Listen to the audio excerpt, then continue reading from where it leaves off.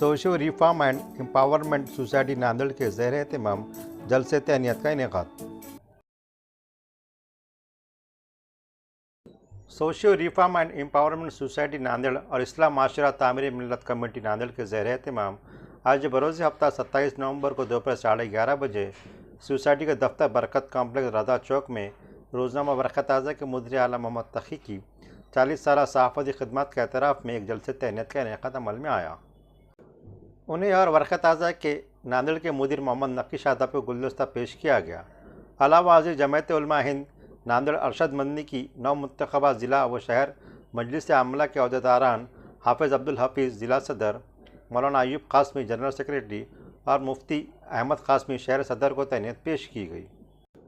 जलसे की सदारत मोहम्मद खलीलुद्दीन कारगुज़ार सदर ने अंजाम दी। निज़ामत के फ़राइज़ मोहम्मद नईम खान ने बहसन को भी अंजाम दिए। आखिर में मौलाना मुफ्ती अहमद क़ासमी साहब की दुआ पर जलसे का इख्तिताम अमल में आया। इस मौके पर मोहम्मद तकी, यासीन अली इंजीनियर और मोहम्मद खलीलुद्दीन की तकरीर हुई। जामे तारुफ करवाया। खुदा से दुआ है कि इस सोसाइटी को, इसके ज़िम्मेदारान को इस्तिक़ामत बख्शे और इस काम को करने की ताकत दे और हिदायत दे और ये उनका मिशन जो है कामयाबी से मुमकिन हो। यासीन साहब ने यहाँ पर मुसलमानों में सोशल रिफॉर्म किस तरह से किया जाए उसके बारे में बहुत तफसील से बात कही और उन्होंने इस वक्त हमारे मुस्लिम कम्युनिटी का एक बहुत अहम मसले को उजागर किया कि हम जो है रिश्ते जोड़ते वक्त जो है बहुत सी गलतियाँ कर जाते हैं या वो जो भी हम रिश्ते का तरीक़ेकार इख्तियार करते हैं वो ठीक नहीं है। ये इसमें सुधार होना चाहिए। इसी के साथ साथ शादियों में जो बेजा खराजात होते हैं और खुराफात होते हैं उस पर भी ब्रेक लगना चाहिए। तो मुसलमानों में इस वक्त सोशल रिफॉर्म की जितनी ज़्यादा ज़रूरत है उतनी ज़्यादा और किसी चीज़ की नहीं है। लेकिन मेरे नज़दीक और एक जो है अहम बात यह है कि सोशल रिफॉर्म के साथ साथ हमको एजुकेशन पर भी काम करना है, क्योंकि हमारी कम्युनिटी इस वक्त हिंदुस्तान के अंदर आप उसका जायज़ा लें, सर्वे रिपोर्टें देखें हुकूमत की, तो मुस्लिम कम्युनिटी के लोग, उनके बच्चे सबसे ज़्यादा पीछे हैं दूसरे अक़वाम के मुकाबले में एजुकेशन। मैं आपको एक मिसाल देते चलूँ, क्योंकि मैं नांदेड़ उर्दू घर की कमेटी का मेंबर भी हूँ, तो उस मेंबर बनने के बाद जो कुछ भी तजुर्बात मेरे सामने आए या मुशाहिदात किया मैंने, हमने पिछले महीने में यहाँ पर एक टेट का वर्कशॉप रखा था। डीएड और बीएड के जो तलबा हैं अगर पास हो चुके हैं वो, लेकिन उनको जो है गवर्नमेंट सर्विस के लिए या स्कूल सोसाइटियों की सर्विस के लिए अगर से अहल होना है तो उनको टेट का एग्ज़ाम देना पड़ता है। टीचर्स एलिजिबिलिटी ट्रेनिंग उसका नाम है। तो ये इम्तिहान पास करना पड़ता है, इसके लिए एग्ज़ाम होता है बाकायदा उसका, और हो चुका है पिछले तारीखों में। उसमें पास होने के बाद फिर आप एलिजिबल होते हैं सर्विस के लिए गवर्नमेंट की। टीचर्स की बात कर रहा हूँ। तो अब मसला क्या आया था नांदेड़ में, मुझे परभनी से कई लोगों के फ़ोन आए थे कि भाई हम जो है एग्ज़ाम देना चाह रहे थे टेट का, लेकिन हमारे को ट्रेनिंग या कोचिंग के लिए कोई सहूलत नहीं है, तो आप इस बारे में कुछ सोचिए। तो हमारी कमेटी के मेंबरान ने जो है तय किया कि भाई हमको उर्दू टीचर्स बीएड और बीएड उनकी ट्रेनिंग के लिए एक वर्कशॉप रखना चाहिए। चुनाचे हमने उर्दू घर में 20 दिन तक वो वर्कशॉप चलाया, कामयाब रहा। तो वहाँ का तजुर्बा जो बता रहा हूँ मैं आपको यासीन साहब, एजुकेशन से मुताल्लिक़ बात है ये। एक तो वहाँ जो जितने भी बच्चों ने एनरोलमेंट किए थे, रजिस्ट्रेशन किया था, उसमें 80% लड़कियाँ भी और ख़वातीन भी, शादीशुदा भी और गैर शादीशुदा भी, और 20% तकरीबन 22-25% सिर्फ लड़के थे। तो इससे एक बात समझ में आ गई कि हमारे पास जो है अब जो है लड़कियां ज़्यादा पढ़ने लगी हैं, उनको दिलचस्पी है, लेकिन जितनी आबादी है आपकी उसके तनासुब से बहुत कम है, और उसके मुकाबले में लड़के तो और भी कम है। तो ये नतीजा निकलता है कि हमको लड़कियों को तो पढ़ाना ही है, लेकिन अभी ज़रूरत ये महसूस होने लगी है कि लड़कों की तरफ ज़्यादा तवज्जो दी जाए, क्योंकि लड़के पढ़ने के अलावा दूसरे कामों में मसरूफ़ हो गए, उनको पढ़ाना बहुत ज़रूरी है। ये तजुर्बा हुआ। उसके बाद में फिर वहाँ क्लासेस चली, तो मैं क्लासेस में भी आता था, बच्चों को पूछता था, क्योंकि मेरा ताल्लुक एजुकेशन से रहा है, मैं पढ़ाया हूँ बीएड कॉलेज पे। तो बच्चों का कहना था कि भाई हमको जो है ये वो कोर्स है उसका एक टेट का, वो निसाब के मुताबिक आपको तैयारी करनी पड़ती है, कोचिंग होती है। तो उसमें जो है आपके पहली से लेकर तो 7th 8th क्लास तक के कोर्स के मुताबिक जो सवाल पूछे जाते हैं। तो बच्चों को हमने पूछा कि भाई आपको क्या समझ में, उन्होंने कहा कि भाई हमको कुछ समझ में नहीं आ रहा, क्योंकि बुनियादी बातें जो ग्रामर है या हिसाब की बातें हैं बुनियादी, इंग्लिश मराठी उर्दू ग्रामर हमको मालूम नहीं है, उसमें सवाल किए जा रहे हैं। तो फिर हमने क्या किया कि टीचर्स को पाबंद किया कि भाई आप क्या करो, ग्रामर वो पढ़ाओ जो स्कूल में पढ़ाया जाता है बच्चों को 5वीं के 6वीं के 7वीं के, वो ग्रामर पढ़ाओ, तो आगे बच्चे जो है समझ पाएंगे। तो हमारे स्कूलों में जो है टीचर बराबर काम नहीं कर रहे हैं, ये दूसरी बात सामने है। अगर वो सही पढ़ाते हैं स्कूलों में, सब्जेक्ट अपने जो भी जिम्मेदारी को दी गई थी, तो बच्चों को आगे मुसीबत है। टीचर कह रहे हैं कि हमको नहीं आता है, तो बच्चों को क्या पढ़ाएंगे, ये बात है। तो ये एजुकेशन में भी कई मसाइल हैं हमको, जिसकी तरफ हमको तवज्जो देने की जरूरत है, और हमको अपने बच्चों को, अपने आसपास के बच्चों को, अपने रिश्तेदारों के बच्चों को स्कूल में भेजने के लिए पूरी कोशिश करनी चाहिए। इसके बाद अब ये तो निचली क्लासेस का मामला है, 1st to 12th तक की बात है। अब उसके बाद वो बच्चे पढ़ लेते हैं, ग्रेजुएट हो जाते हैं, वो उनके मुलाजमतों का मामला आता है। आजकल गवर्नमेंट की मुलाजमत तो बिल्कुल कम हो गई, हर महकमे में कम हो गई, प्राइवेट सेक्टर में है आपको। तो अब ऐसी सूरत में आपको जो है सिविल सर्विसेज का एक रास्ता रहता है। अगर आपके बच्चे टैलेंटेड है, होशियार है, काबिल है, तो सिविल सर्विसेज के अंदर वो जा सकते हैं। तो सिविल सर्विसेज 2 तरह के, एक स्टेट लेवल पे होता है और यूनियन लेवल पे होता है। MPSC महाराष्ट्र में है तो MPSC होता है, और union public service commission centre का होता है।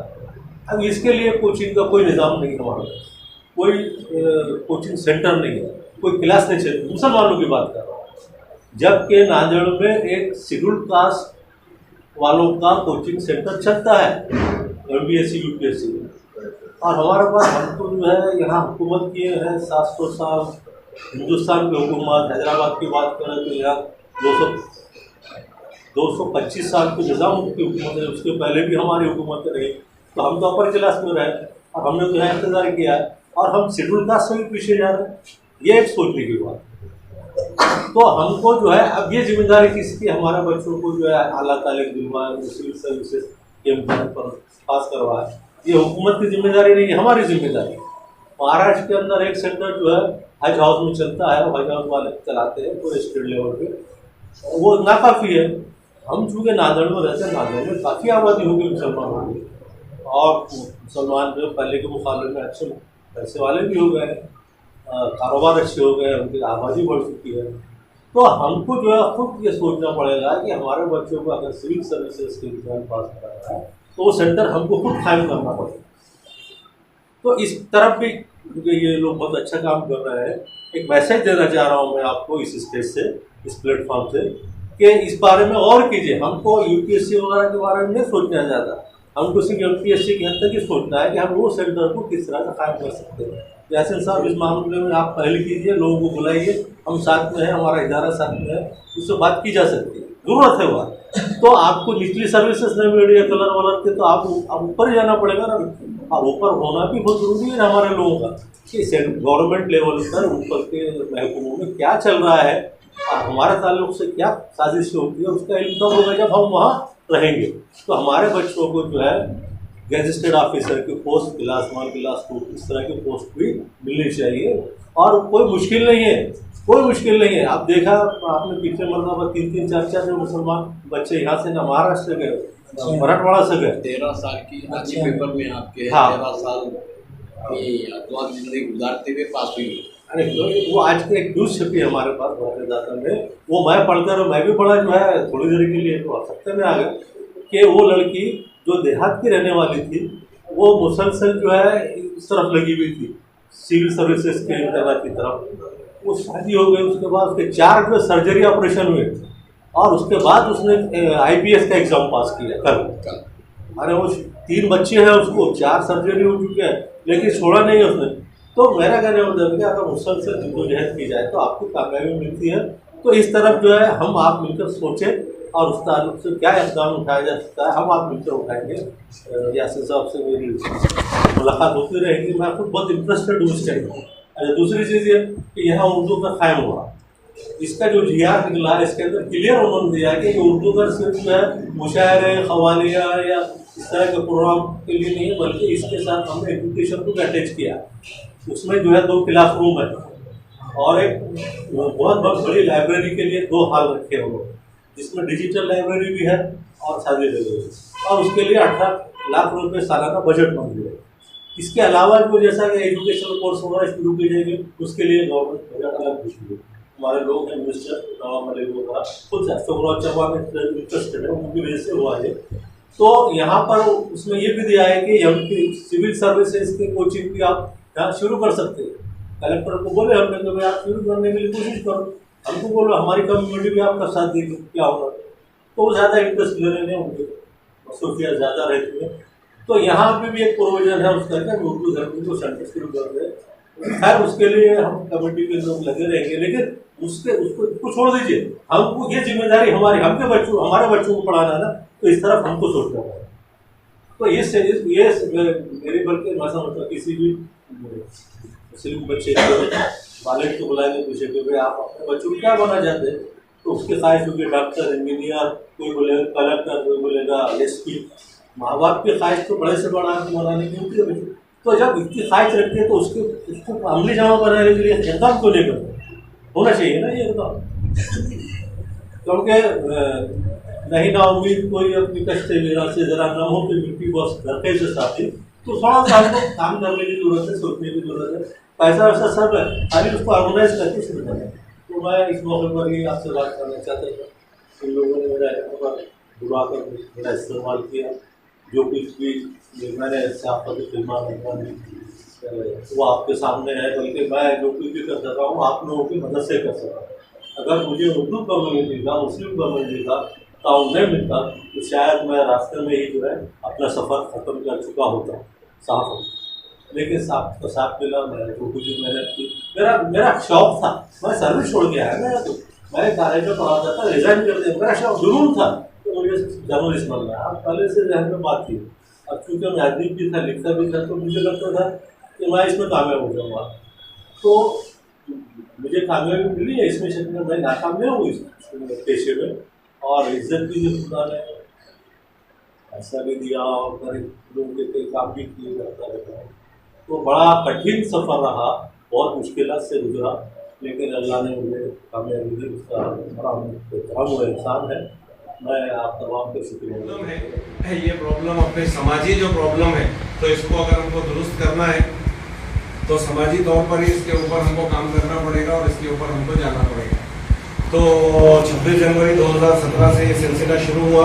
अल्लाह के फजल और करम से तकरीबन पिछले 5 साल में 17 जनवरी 2021 को 5वां साल जब ख़त्म हो जाएगा, तो इस दौरान में हर हफ्ते में या महीने में 2 से 3 बार तो यहाँ पर हम लोग मिले, और ये 25 से 30 जो लोग थे जो अलग अलग बैकग्राउंड, अलग अलग मकतब फ़िक्र और अलग अलग फील्ड के से ताल्लुक़ रखते थे।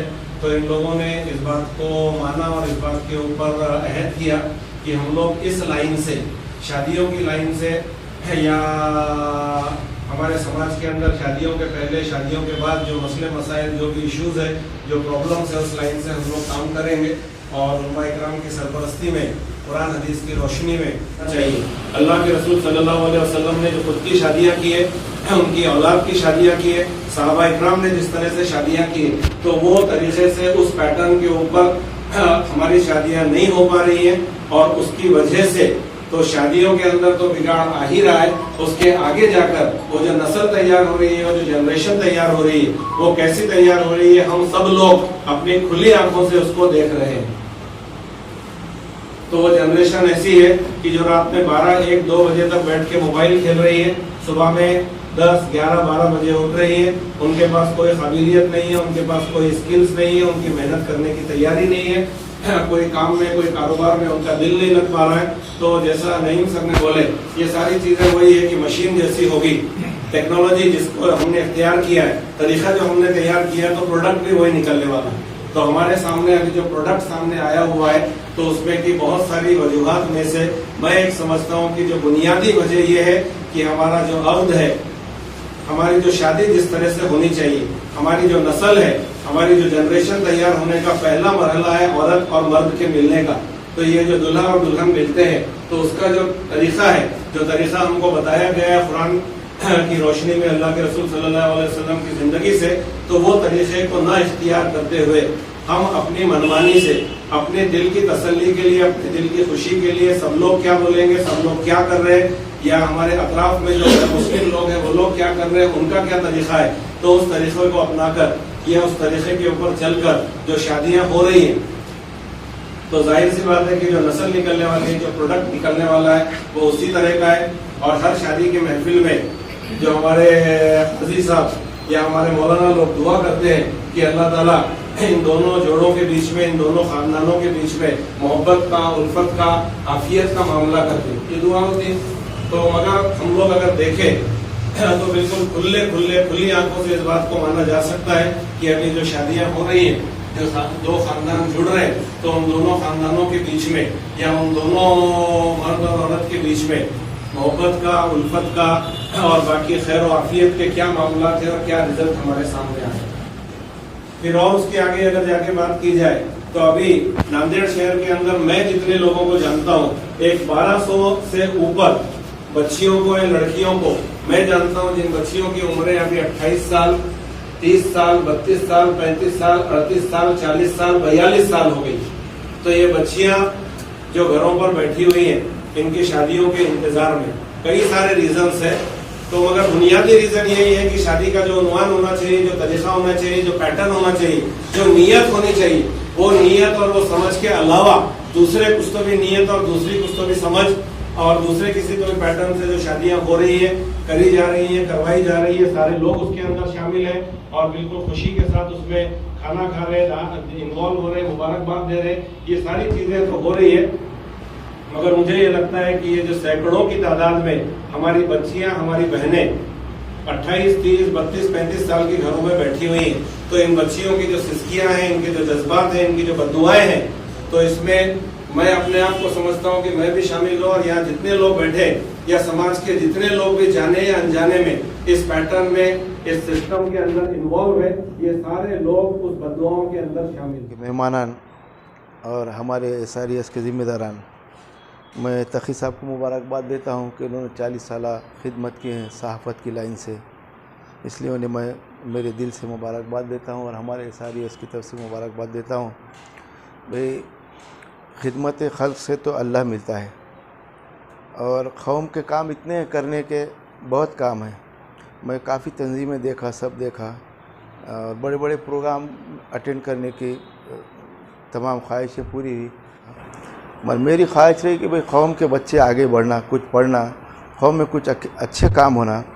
हम एक रिजर्वेशन के ताल्लुक़ से कलेक्टर साहब को मेमोरेंडम देने के थ्रू कलेक्टर CM को, PM को, तो कलेक्टर साहब ने बिठाया हम लोगों को, बिठा कर बोले कि भाई ठीक है, आपकी कौम बहुत पिछड़ी हुई, रिजर्वेशन मिलना चाहिए, मैं भी आपकी तायद में हूँ, मगर आपकी कौम के बच्चे पढ़ते क्यों नहीं? बोले बाल बहुत अच्छे बनाते, मोबाइल बहुत अच्छा रखते, गाड़ी बहुत अच्छी रखते, बोले पढ़ने में क्यों पीछे? बोले आपकी लड़कियां आ गई। कलेक्टर ने भी कबूल करे। एक नांदेड़ में SP थे, बाद में वो बॉम्बे के SP बने, मराठा समाज से उनका ताल्लुक़ है। तो उन्होंने बोले थे एक ज़माने में, बोले हम बोले एक्टर्स को मिलने के लिए टाइम मांगते थे, पीछे फिरते थे फिल्म एक्टर्स को मिलने के लिए, हमको टाइम नहीं मिलता था। बोले मैं जिस गाँव में था, मैं काश्तकार का बेटा था, मैं सोचा भी नहीं था कि मैं आज इस जगह पहुँचूँगा। तो हमारे गाँव में बोले गणपति हम गली गली बिठाते थे, तो एक SP आया, बोले उन्होंने बोला बोले कि पूरे गांव में एक गणपति बैठेगा। तो नहीं माने, बोले गांव के लोग, बहुत चला, मुझे भेजा गया आगे कि भाई जाओ SP को बात करो। मैंने भी SP को बात करा तो SP ने मुझे कन्विंस कर दिया तो भाई पूरे गांव में एक बिठाओ, जितना पैसा आ रहा आपका तो वो पैसा आप जमा करो, जमा करके UPSC के लिए अपन क्लासेस चलाएँगे, वो क्लासेस से बच्चों को अपनी कौम के आगे बढ़ाएंगे।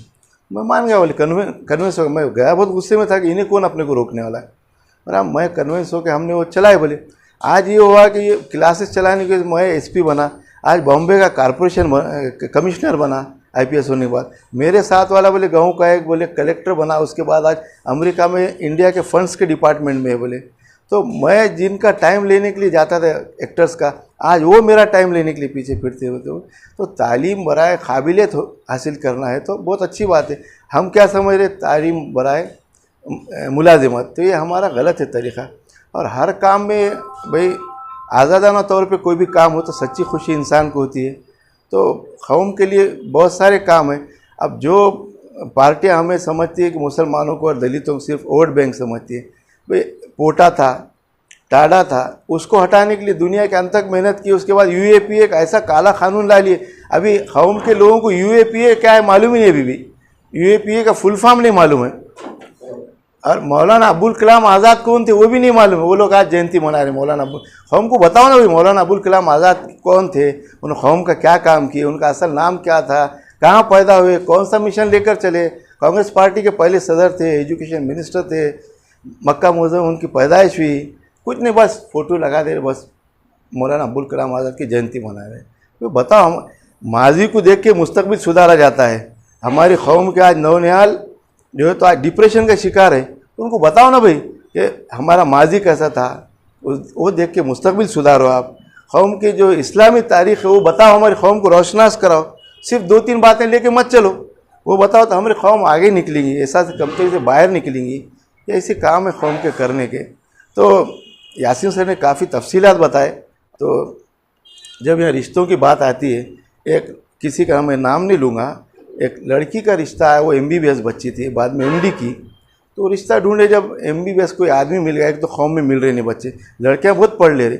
जब उनके ज़िम्मेदारान को बुलाया गया कि भाई एक बच्चा MBBS है, आइए आप, तो उन्होंने बेचारों ने बोले कि नहीं, हमारी बच्ची गैर से शादी कर ली बॉम्बे में। तो कितने शर्म की बात है यार, अमली तौर पे काम करके बताना पड़ेगा हमारे।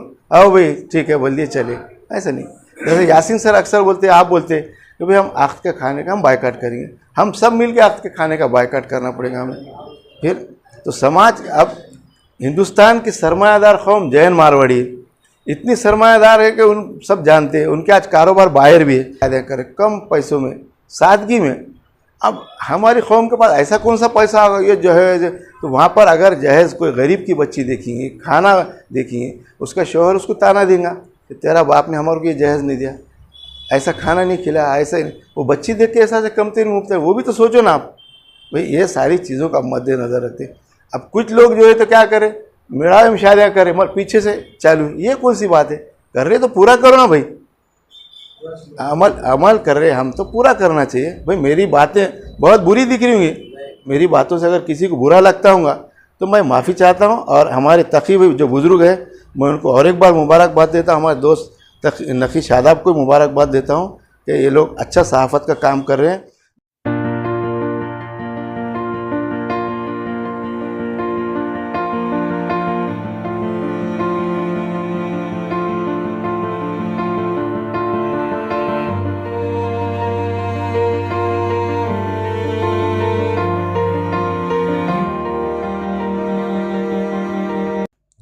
ताज़ा तरीन खबरों के लिए वर्क़ ताज़ा YouTube चैनल को सब्सक्राइब करें। शुक्रिया।